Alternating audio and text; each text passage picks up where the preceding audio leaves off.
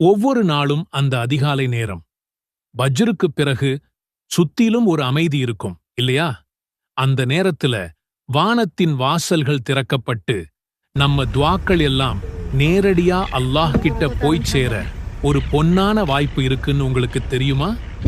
அந்த நேரத்தை நம்ம தலைவர் கண்மணி நாயகம் ஸல்லல்லாஹு அலைஹி வஸல்லம் அவர்கள் ஒருபோதும் தவறவிட்டதே இல்லை. தனக்காகவும் உம்மத்தாகிய நமக்காகவும் சில சக்தி வாய்ந்த திக்ருகளை அவங்க ஓதிட்டே இருந்தாங்க. அந்த வார்த்தைகளை மட்டும் நீங்க உங்க வாழ்க்கையில ஒரு பழக்கமா ஆக்கிக்கிட்டா போதும். உங்க தீராத கவலைகள் தீரும். உங்க வாழ்க்கையில பரக்கத் என்னும் அருள்மழை கொட்டோ கொட்டுன்னு கொட்டும். அல்லாஹும்ம இன்னி அஸ்அலுக இல்மன் நாஃபிஅன் வ ரிஸ்கன் தய்யிபன் வ அமலன் முதகப்பலன். துஆவின் பொருள்: இறைவா பயன் தரும் கல்வியையும் தூய்மையான வாழ்வாதாரத்தையும் ஒப்புக்கொள்ள